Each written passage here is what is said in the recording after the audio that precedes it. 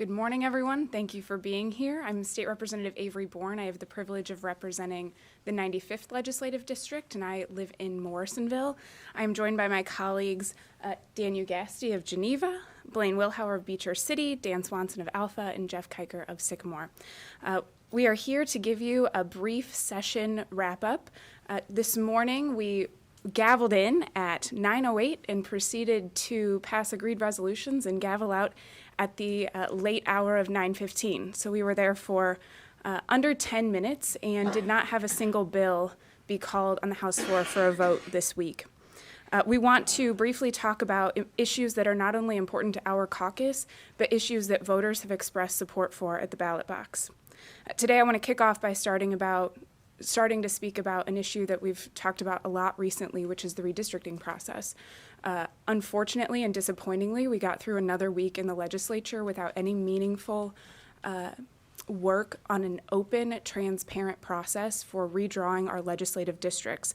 In fact, if anything, the majority party has moved backwards and backtracked on this issue over the last week, culminating in yesterday, those in the House Democratic Caucus and saying basically they're doing the same process that they've done before. They are mapping in the same room that Madigan mapped in 10 years ago, and they don't seem to see an issue with that. The problem is that voters and Illinoisans across the state, the governor, members of the majority party have expressed concern with this process over the last decade and has gone so far as to vote for proposals in the past that would change this process. The clock is certainly ticking on this issue. This is of great importance for our state over the next 10 years.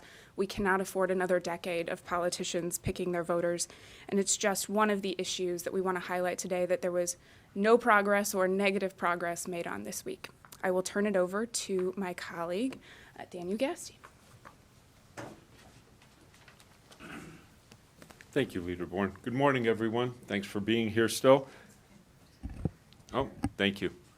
State Representative Daniel Garza. I represent the 65th District, which is in Kane County for the most part, and very southern tip of McHenry County. Great area of the state. Never been there, please come see us. So we finished another week of session, and we've yet to address one of the biggest problems the state faces that all voters tell us, no matter where they are within the state, and that's our property taxes. I can tell you that this is the top issue for my constituents. I have gone to doors during 3 election cycles dating back to 2014. Didn't win that one. It was a primary.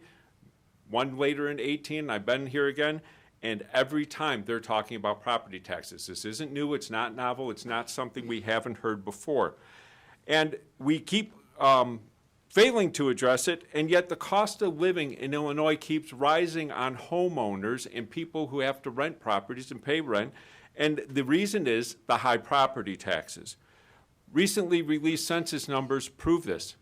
We are losing people. We are one of 3 states in the entire nation losing people. It's not any longer that we are just not growing as quickly as everyone else, and that's why we're losing congressional seats and our ability to influence what happens in the country. But it's the fact that we're losing people. And I think I heard, I don't know if it's accurate or not, that this is probably our first time in history. And one of the biggest reasons I hear about why people are leaving in the state, other than lack of opportunity for their kids, that's why young people tend to leave. The older residents who already own property, who are already contributing to the rolls and everything else, are leaving because the property taxes are just too high. Right along with ethics and pensions, this is one of the biggest issues we have to address and needs to be a top priority in the state. Back in 2019, while creating another task force, Governor Pritzker said, "I committed to working with lawmakers on both sides of the aisle to convene a task force where they can engage in conversations about how to reduce the burden of property taxes felt by homeowners." That was his quote. This property relief task force that was created, on which I sat and spent a number of hours of my time trying to do something to help the people in my district as well as the rest of the state, amounted to absolutely nothing. Not one bill has been called on the floor. Not one bill has passed, unfortunately, much less been called. I guess if it can't get called, it's not going to get passed. And so 2 years later, the governor hasn't led on this issue, and Illinois homeowners are still stuck with the bill, their property tax bill. some of the highest in the nation. So here we are, mere weeks left in this legislative session, and after a year like we've had for our residents, with businesses being shut down, and the COVID-19 pandemic and what it's done to our economy, and residents and business owners just doing what they can to stay afloat, we've done nothing for property taxes, and yet they desperately need relief. So this was just another blue ribbon commission, some window dressing for which the Democrats can say, look, we're trying to take care of your problems, and they shove it aside once it's all said and done. We didn't even get a complete report out of it. We can still, and we must, enact real property relief for the people of the state of Illinois during this session. I will now turn it over to Blaine Wilhauer, Representative Blaine Wilhauer of Beecher City. Thanks, Dan. Like I said, I'm State Representative Blaine Wilhauer. I represent communities like Effingham and Vandalia, Greenville, Centralia, and Salem, South Central Illinois. And you know, I would say that I'm happy to be here, but in reality, as some of these folks pointed out here, it's just been another wasted day here in Springfield, and we're tired of that. We came up here to do real work. You know, because the state of Illinois has got real problems that are really holding people back. You know, the level of work that has been done, serious work on serious issues up here is completely embarrassing.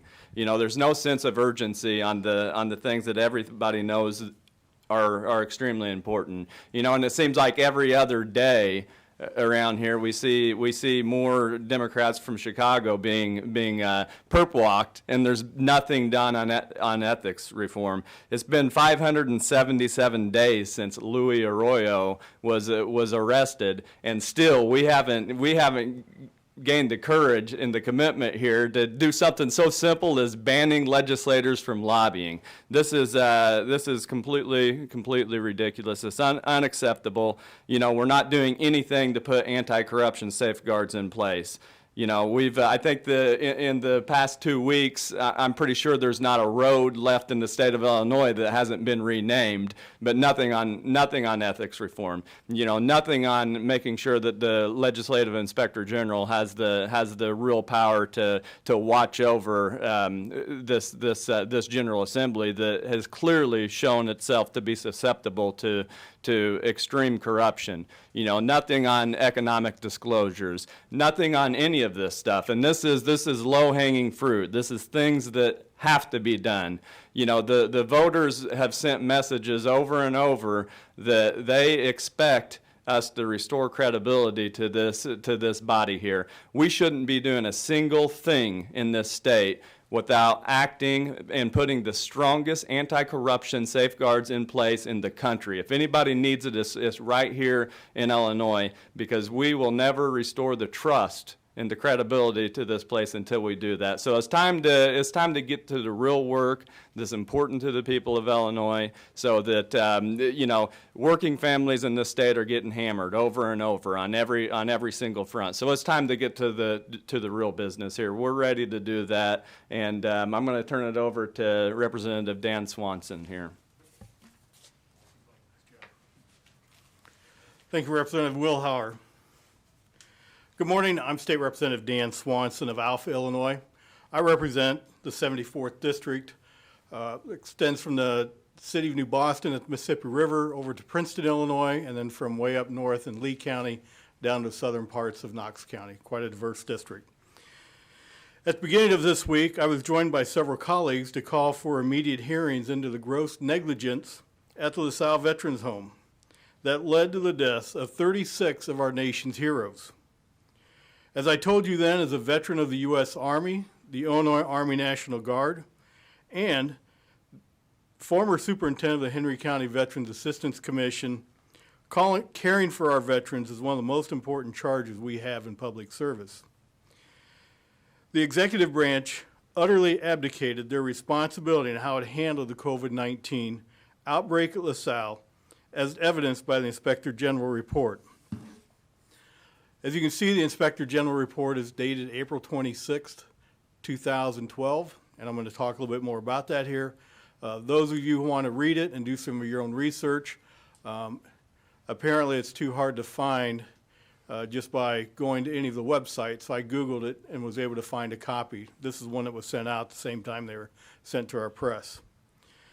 The governor, Director Chaplavia, and the entire chain of command failed our veterans and their families. It is clear that we must dig deeper into this matter. IDVA, IDPH, and the governor's office must testify before the Veterans Affairs Committee so the full scope of these failures and any criminal or civil accountability can be determined. Yet this week, when all we passed were resolutions that saw a very short time on the floor, no hearings were scheduled to look into this. We're almost on the second week since this report came out. Yesterday, Veterans Affairs Committee Chairperson Stephanie Kifowit and I also sent a letter to Speaker Welch calling for the committee, and that's the Veterans Committee, to be expanded so we can get to the bottom of this failure.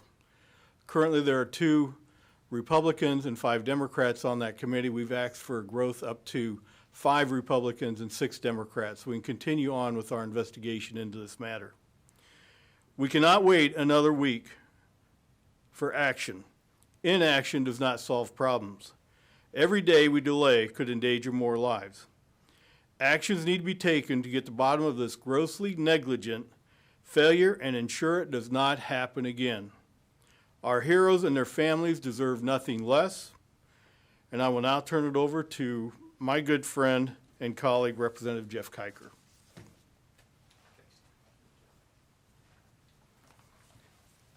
Thank you, Dan. First and foremost, the most important thing that we've got to do is Happy Mother's Day to all the mothers out there. Thank you for all you do, and thank you for the wonderful world you create for us. I'm State Representative Jeff Kiger. I'm from Sycamore. In case you hadn't heard, life offers more in Sycamore. So DeKalb County, it's the county seat. We also represent portions of Kane and Boone County. What you're hearing today is a lot of frustration. The frustration that I have, that I'm seeing in my area, that I'm hearing from my constituents, is surrounding jobs and the lack of attention that we're giving jobs. This week, you saw us, in addition to what Leader Born said about being in for less than 10 minutes today, you saw us pass nothing but resolutions. We passed no consequential issues in the General Assembly, in the House anyway, this past week.